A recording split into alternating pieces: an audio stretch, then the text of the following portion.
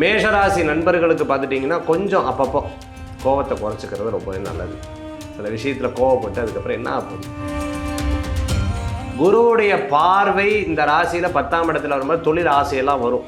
But அதை பற்றி தெரியாமல் பண்ணக்கூடாது. அதுக்கப்புறம் ஜனவரி மாதத்துக்கு அப்புறம் ட்ரை பண்ணாங்கன்னா ரொம்பவுமே சிறப்பாக இருக்கக்கூடிய ஒரு மாதமாக இருக்கும்.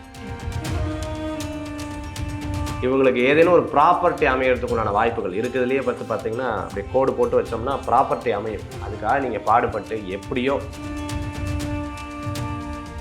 12ஆம் இடத்துக்குண்டான சனி பகவான் வந்து 3ஆம் இடத்தை பார்க்குறாரு. 1 ரூபா கொடுத்தா 1 லட்சம் ரூபா கொடுக்குறேன், 10 ரூபா கொடுத்தா 10 கோடி ரூபா கொடுக்குறேங்கிறவங்க நம்பக்கூடாது.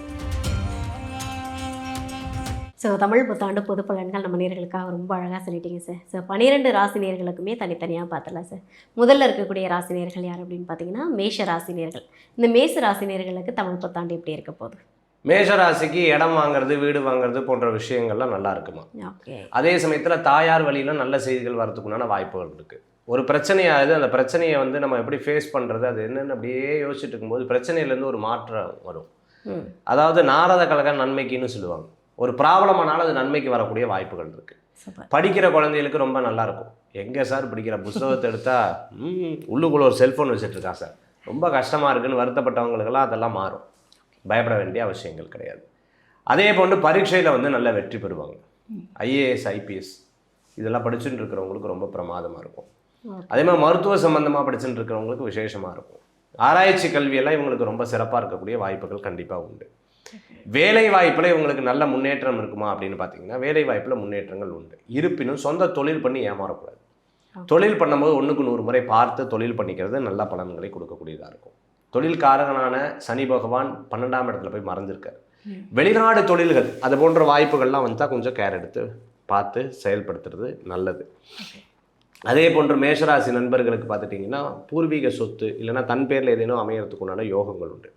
நான் எதிர்பார்க்கவே இல்லை வாகனம் வாங்கிட்டேன், நான் எதிர்பார்க்கவே இல்லை வீடு வாங்கணும்னு வாங்கிட்டேன், நான் எதிர்பார்க்கவே இல்லை இந்த பிஸ்னஸ் பண்ணுவேன்னு பண்ணிட்டேன். இந்த மாதிரி விஷயங்கள்லாம் கூட்டுறதுக்குண்டான வாய்ப்புகள் நல்லாவே இருக்குது. குருவுடைய பார்வை இந்த ராசியில் 10ஆம் இடத்துல வரும்போது தொழில் ஆசையெல்லாம் வரும்.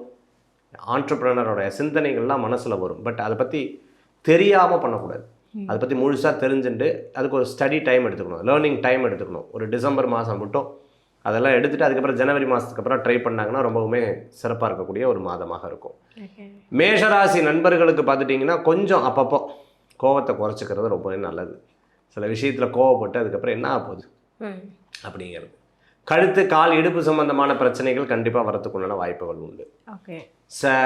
நேரத்துக்கு சாப்பிட்றது ரொம்ப முக்கியம். அதே போல் மேஷராசி நண்பர்கள் பார்த்துட்டிங்க அப்படின்னு சொன்னால் யாராவது சொல்லக்கூடிய விஷயத்தை அப்படியே அப்பட்டமாக நம்பக்கூடாது. ஓ ரியலி அப்படின்னு சொல்லிட்டு நம்பிட்டோம்னா போச்சு. அதில் ரொம்ப கவனம் என்பது தேவை.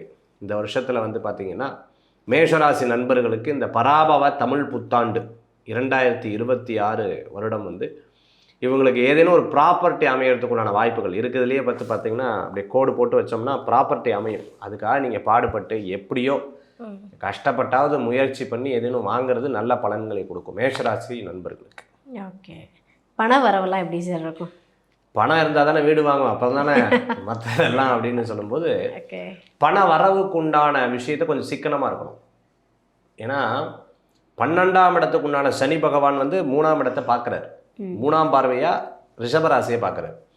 பண விஷயங்களில் நீங்கள் சொன்னது நல்லதாக போச்சு. இதை ஒன்றுமே சொல்லி ஆகணும். ஒரு ரூபா கொடுத்தா 1 லட்சம் ரூபா கொடுக்குறேன், 10 ரூபா கொடுத்தா 10 கோடி ரூபா கொடுக்குறேங்கிறவங்க நம்பக்கூடாது. அதுக்கப்புறம் மேஷராசி நண்பர்களுக்கு அது வராது. பொதுவாகவே மேஷத்தில் வந்து கொஞ்சம் சீக்கிரம் செலவு பண்ண மாட்டாங்க, இன்கமிங் தான், அவுட் கோயிங் பண்ண மாட்டாங்க. அதனால் அவங்களுக்கு வந்து அதெல்லாம் பெரிய பிரச்சனைகள் கிடையாது. 11ஆம் இடத்துல ராகு இருக்குங்காட்டி நிறைய பேர்த்த நம்பிடுவாங்க, நண்பர்களை நம்பிடுவாங்க. பட் பார்த்தீங்க அப்படின்னு சொன்னால் அவங்க பின்னாடி துரோகம் பண்ணுறதுக்கு வாய்ப்பு இருக்குது. ஸோ இதில் மட்டும் கொஞ்சம் கவனமாக இருந்தால் போதும். ரிலேஷன்ஷிப்லாம் அப்பப்போ சின்ன சின்ன பிரச்சனைகள் வரும். 7.5 சனி இருக்கங்காட்டி விரைய சனி, யார் தேவை யார் தேவையில்லைன்னு நம்ம முடிவு பண்ண மாட்டோம், சனீஷ் பகவானே முடிவு பண்ணிடுவார். அவங்களெல்லாம் அப்படி ஒதுக்கி விடுறதுக்குண்டான காலகட்டமாக இந்த காலகட்டங்கள் கண்டிப்பாக இருக்கும் மேஷராசி நண்பர்களுக்கு. ஓகே. இப்போ கடனில் சிக்கியிருக்காங்க இல்லை லோனில் மாட்டி தவிக்கிறாங்கன்னா வெளியில் வர்றதுக்கான வாய்ப்பு இருக்கா? பொதுவாகவே நம்ம பேசக்கூடிய நேரத்தில் இந்த வருஷத்துக்கு அவங்களுக்கு சாதகமான இடத்துல தான் இந்த வருஷமே ஆரம்பிக்குது. தமிழ் புத்தாண்டு ஆரம்பிக்கிறதே பார்த்திங்கன்னா இவங்களுக்கு சாதகமான நட்சத்திரத்தில் தான் 11ஆம் இடத்துல தான் ஆரம்பிக்குது. அது ஒரு பெரிய ப்ளஸ் பாயிண்ட்டாக இருக்குது. என்ன கடனுக்காக கடன் வாங்கப்படாது, அவ்வளோதான். ஸோ ஏற்கனவே சொல்லியிருக்கேன், இவங்களுக்கு பண வரவுகள் உண்டு, கொஞ்சம் நிதானமாக இருக்குது. இன்றைக்கி கொடுக்க வேண்டியவங்க திங்கக்கிழமை கொடுப்பாங்க, திங்கக்கிழமை கொடுக்க வேண்டியவங்க வெள்ளிக்கிழமை கொடுப்பாங்க, வெள்ளிக்கிழமை கொடுக்க வேண்டியவங்க அடுத்த திங்கக்கிழமை. அந்த டைம் பீரியட் நம்மளால் இது பண்ண முடியாது. Okay sir. மற்றபடி ஒன்றும் பயப்பட வேண்டிய அவசியங்கள் கிடையாது. மேஷராசி நண்பர்களுக்கு கொஞ்சம் ஆரோக்கிய நாஸ்தின்னு சொல்லுவாங்க, அனாவசிய மருத்துவ விரயம். இப்போ ஒரு பொருள் இருக்குது, இப்போ இந்த பொருள் இருக்குதுன்னு வச்சுக்கோங்க. இந்த பொருளே ஒரு 3 இங்கே இப்போ எங்கேயாவது வச்சுட்டேன், நான் மறந்து வச்சுட்டேன், அவசரமாக இந்த பொருள் வேணும் எனக்கு, நான் ஒரு 10 மாதமும் உபயோகப்படுத்துகிறேன், இல்லை 1 வருஷமும் உபயோகப்படுத்துகிறேன். நீங்கள் என்ன பண்ணுவீங்கன்னா திருப்பி போய் இது ஒரு 10,000 ரூபாய்க்கு வாங்குவீங்க. கரெக்டாக திருப்பி அதையே எங்கேயாவது வச்சுட்டு வருவீங்க, திருப்பி 10,000 ரூபா. பார்த்தீங்கன்னா அடுத்து திருப்பி வீட்டுக்குள்ளேயே அது கிடைக்கும். ஸோ ஒரே பொருளை 3 தடவை வாங்குறதுக்கு உண்டான வாய்ப்புகள் நிறையா இருக்குது. ஓகே, அதில் கவனம் தேவை. ஓகே, எந்த விஷயத்தில் ரொம்ப ஜாக்கிரதையாக இருக்கணும், இந்த வருஷத்தில் இந்த விஷயத்தை மட்டும் பண்ணிடாதீங்கன்னா எந்த விஷயம் சொல்லுவீங்க? உதவுறவங்களை உதாசீனப்படுத்தக்கூடாது. ஓகே, இது ஒன்று. ரெண்டாவது விஷயம் பார்த்தீங்கன்னா, யாரையும் அப்பட்டமாக நம்பிடக்கூடாது. உடல் ஆரோக்கியத்தில் கவனமாக இருக்கணும். ஓகே, இந்த 3 விஷயம் மேஷராசி நண்பர்கள் நோட் பண்ணிட்டாங்கன்னா லைஃப்பில் வந்து அவங்களுக்கு ஒரு பெட்டராக இருக்கும்.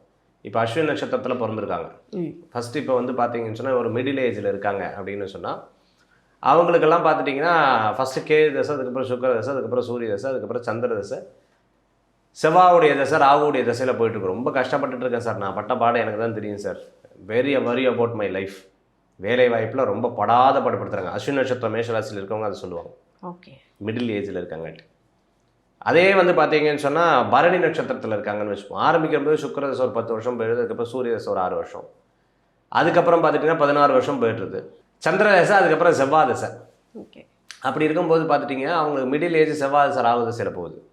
ஸோ அவர்களும் சின்ன சின்ன விஷயங்களில் அப்படி தடுமாற்றங்கள் இருந்தாலும் ஏதோ ஒரு வகையில் தப்பிச்சிருவாங்க. பரணி நட்சத்திரத்தில் இருக்கிறவங்க அவங்க நினச்சதெல்லாம் நடக்கும். ஓகே, கிருத்திகை நட்சத்திரத்தில் இருக்கிறவங்க பிறக்கும்போதே சூரிய மகாதசையில் பிறந்துடுறாங்க. 3 வருஷம் பேலன்ஸ் இருந்தால் அதுக்கப்புறம் நடக்கிற தசை பார்த்தீங்கன்னா சந்திர தசை, 13 வயசு வரைக்கும் சந்திர தசை, செவ்வாய் தசை. செவ்வாய் தசை முடிஞ்சவொடனே ராகு தசை படாத பாடம் அவங்கள உருட்டி எடுக்கும். ரொம்ப கஷ்டப்பட்டு அப்படியே தடுமாற்றங்கள்ல இருந்து இருந்தாலும் நம்ம லைஃப்பில் ஓடித்தான் ஆகணும். சில பேர் பார்த்துட்டிங்கன்னா அவங்க இருக்கிற வேலை ரொம்ப டாப்பாக இருக்கும், பட் சம்பளம் குறைவாக இருக்கும். ஓகே, ரொம்ப ஸ்ட்ராங்கான ஒர்க் இருக்கும், இங்கே விட்டு வெளியிலையும் போக முடியல, உள்ளே வர முடியலன்ற தடுமாற்றங்கள் இருக்கும். இன்னும் சில பேர் பார்த்தீங்கன்னு சொன்னால் எனக்கு இது பிடிக்கவே இல்லை, ஆனால் இந்த இடத்துல நான் இருக்க வேண்டிய சூழ்நிலைகள் இருக்குது, என்ன பண்ணுறது அப்படிங்கிற ஒரு விஷயம் வீட்லேயும் வேலை வாய்ப்புலையும் ஃபேமிலிலையும் அதை சகிச்சுட்டு இருக்கக்கூடிய வாய்ப்புகள் அப்படிங்கிறது இருக்கும். இப்போ இந்த இந்த இந்த ஒரு கப்பு இருக்குது, இந்த கப்புக்கு உண்டான இது கிடையாது. நான் சொல்கிறது இதுக்குண்டான இது கிடையாது, பட் ஆனால் இதுவும் க்ளோஸ் ஆகும். ஓகே, இல்லையா? இதுவும் க்ளோஸ் ஆகும், ஆனால் இதுக்குண்டான இது கிடையாதுன்னா கிடையாது. இந்த மாதிரி தான் லைஃப் இருந்துட்டு இருக்கும். அது எனக்கு பிடிக்கல, ஆனாலும் வேறு வழியில் இப்படி உட்காந்து தான் இருக்கணும்.